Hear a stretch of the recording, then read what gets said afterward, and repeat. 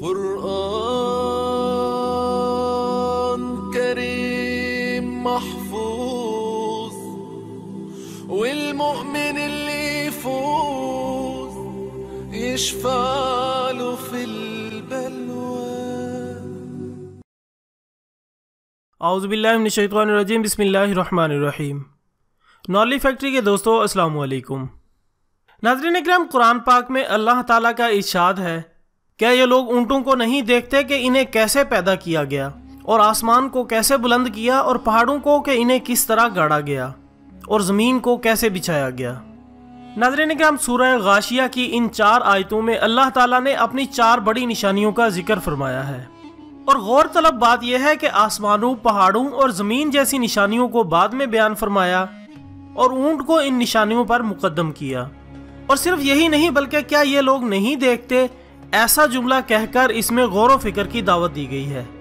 گویا اس بات پر توجہ کرنے کا حکم ہے کہ اونٹ کا ذکر ہم نے یہاں بے وجہ نہیں کیا. جب اس پر غور و فکر کرو گے تو دوسری نشانیوں کے ساتھ اس میں بھی تمہیں قدرت کے عجیب دلائل نظر آئیں گے. چنانچہ سوال یہ پیدا ہوتا ہے کہ قرآن میں بہت سے جانوروں کا ذکر آیا ہے، ان میں سے کسی اور کی مثال کیوں نہیں دی گئی؟ جیسا کہ ہاتھی کا ذکر ہے جس میں پوری صورت قرآن مجید میں موجود ہے. یعنی ثابت ہوا کہ اونٹ کی پیدائش میں کوئی حکمت پوشیدہ ہے. تو آئیں ذرا غور کرنے کی کوشش کرتے ہیں. نالج فیکٹری کے دوستو، اگر اونٹ کی ظاہری اور نظر آنے والی خصوصیات پر بات کی جائے تو اونٹ کی کوہان بھی ایک منفرد چیز ہے. دوسرے جانور مثلا گائے، بھینس وغیرہ میں کوہان جسم کے اگلے حصے میں ہوتی ہے، جبکہ اس کی کوہان پیٹھ کے وسط میں ہوتی ہے. اونٹوں کی بہت سی قسمیں ہیں، مثلا بعض اونٹ 2 کوہان والے ہوتے ہیں جو اونٹ کو صحرائی علاقوں میں دوسرے جانوروں کے مقابلے میں زیادہ ایکٹیو اور زندہ رکھنے میں معاون ثابت ہوتے ہیں. صحراؤں میں گرم ترین موسم میں کام کرنا اونٹوں کی خاص پہچان ہے. اس کے بوجھ اٹھانے کی صلاحیت نہ صرف گھوڑے بلکہ ہاتھی سے بھی زیادہ ہے. جسمانی وزن کے لحاظ سے بوجھ اٹھانے کی صلاحیت میں کوئی دوسرا حیوان ان کا مقابلہ نہیں کر سکتا. چنانچہ اگر ہاتھی کا وزن 2900 کلو گرام ہے تو یہ زیادہ سے زیادہ 580 کلو گرام وزن اٹھا سکتا ہے. اسی طرح اگر گھوڑا 350 کلو گرام وزنی ہے تو یہ صرف 55 کلو وزن اٹھا سکتا ہے، اور یہ اس کے وزن کا 40% ہے. بختیاری اونٹ عام اونٹوں کی نسبت زیادہ بڑا اور وزنی ہوتا ہے اور وہ 250 کلو گرام وزن اٹھا سکتا ہے. دوستو، باربرداری کے سلسلے میں بھی اونٹ کی یہ ایک خاصیت صاف نظر آتی ہے کہ وہ دوسرے جانور جو باربرداری کے لیے استعمال ہوتے ہیں، مثلا گائے، بھینس وغیرہ، ان پر آپ صرف اس وقت بوجھ لاد سکتے ہیں جب وہ کھڑے ہوتے ہیں. بیٹھنے کی حالت میں ان پر نہ تو سوار ہوا جا سکتا ہے اور نہ ہی بوجھ لادا جا سکتا ہے، جبکہ اونٹ پر آپ بیٹھنے کی حالت میں بھی بوجھ لاد سکتے ہیں. خواتین حضرات، اس کے علاوہ آپ نے اکثر دیکھا ہوگا کہ دوسرے چوپائے، گائے، بھینس، بکری وغیرہ جب چلتے ہیں تو جب ان کی اگلی دائیں ٹانگ اٹھتی ہے تو اسی وقت ان کی پچھلی بائیں ٹانگ اٹھتی ہے. اس طرح ان کا توازن اگلی بائیں اور پچھلی دائیں ٹانگ کی مدد سے قائم رہتا ہے.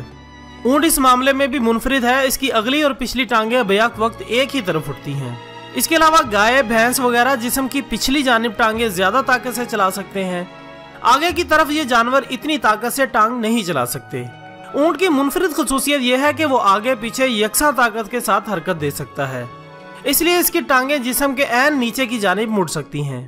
جب وہ بیٹھتا ہے تو اس کا جسم زمین سے تھوڑا اٹھا ہوا رہتا ہے اور سیدھا ہوتا ہے، جبکہ گائے، بھینس وغیرہ کروٹ پر بیٹھتے ہیں اور سیدھے نہیں بیٹھ سکتے.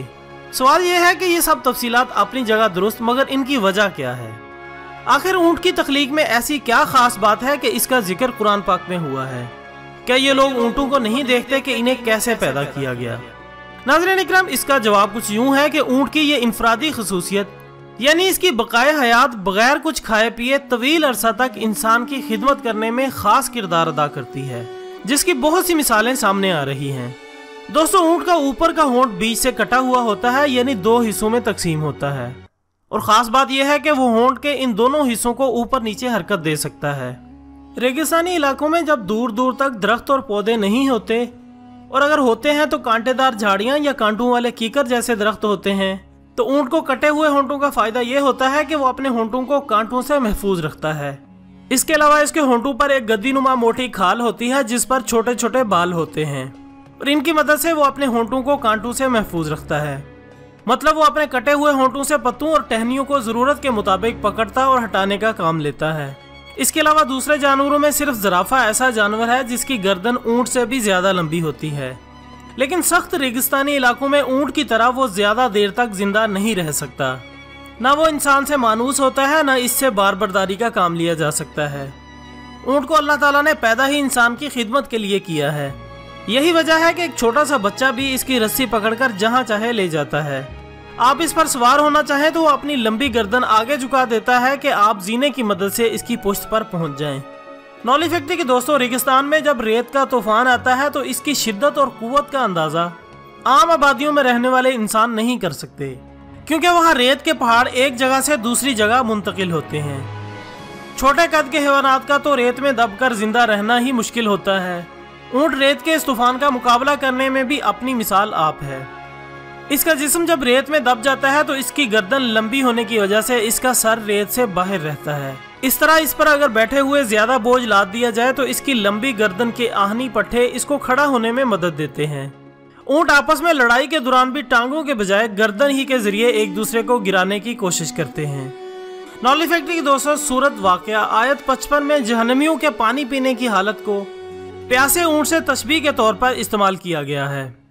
हीमा अरबी जुबान में इस ऊंट को कहते हैं जिसको हिबाना यानी एक खास बीमारी होती है, जिसका असर यह होता है कि ऊंट पानी पीता ही चला जाता है मगर इसकी प्यास नहीं बुझती। कुरान करीम में जहन्नमियों के लिए इरशाद फरमाया गया, फिर प्यासे ऊंट की तरह उस पर सख्त खोलता पानी पीने वाले हो, बस क़यामत के दिन उनकी ज़ियाफत होगी।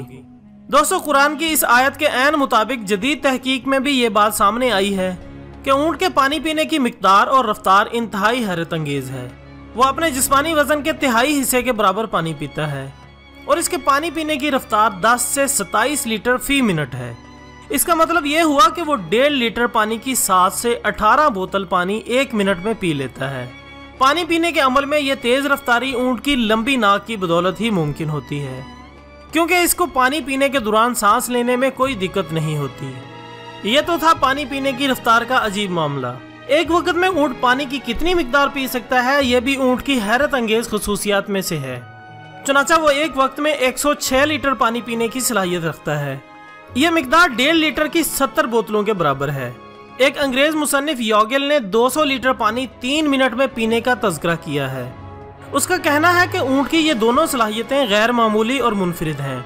दूसरे चौपाए ना ही इतनी रफ्तार में पानी पी सकते हैं और ना ही इतनी बड़ी मिकदार अपने जिस्म में जमा रख सकते हैं। ख़वातीन हज़रात, आंखें हर जानदार का बड़ा ही नाजुक हिस्सा होती हैं। इनकी हिफाजत का कुदरत ने यह इंतजाम किया है कि इसकी खोपड़ी के आगे की हड्डी आंखों के आगे छज्जे का काम करती है। ऊंट की आंख की एक मुनफरिद खसूसियत यह है कि इसकी आंख के अंदर एक बारीक और शफाफ झिल्ली होती है जो रेत के तूफान में आंख को मुकम्मल तौर पर ढांप लेती है। और हैरत की बात यह है कि ऊंट इस बंद झिल्ली के अंदर से भी देख सकता है। आंख को गर्म और खुश्क मौसम में नमी की जरूरत होती है, वरना आंख खुश्क होकर सूखने का अंदेशा हो सकता है। इसलिए अल्लाह ताला ने ऊंट की आंख में नमी का सिस्टम भी खुसूसी तौर पर बनाया है। ख़वातीन हज़रात, ऊंट की नाक भी कुछ कम हैरतनाक नहीं है। इसकी नाक लंबी होती है, इसके नथनों में बंद और खुलने की सलाहियत होती है। नाक की लंबी नाली का फायदा यह होता है कि गर्म हवा की बड़ी मिकदार को नथने बंद करके मुक़य्यद किया जा सकता है। इसमें आबी बुखारात की मदद से गर्म हवा का दर्जा हरारत कम करके इसको नम किया जाता है। इसकी नाक के नथने सामने की जानिब सीधे नहीं होते बल्कि तिरछे होते हैं, इसलिए खुले नथनों में भी रेत बराह रास्त अंदर दाखिल नहीं हो सकती। ऊंट के 34 दांत होते हैं, ऊपर के जबड़े में कतरने वाले दांत नहीं होते। इसके दांत मुस्तकिल बढ़ते रहते हैं, इसलिए वो इनको मुसलसल रगड़ता रहता है ताकि एक खास हद से आगे ना बढ़े।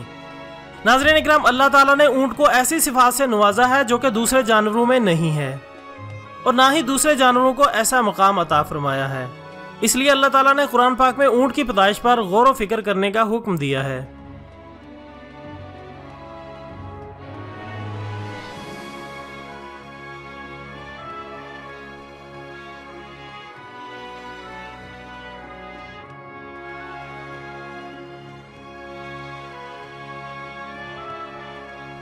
दोस्तों, अगर आपको हमारी आज की काविश पसंद आई हो तो वीडियो को लाइक करें और कमेंट्स बॉक्स में अपनी राय का इजहार करें।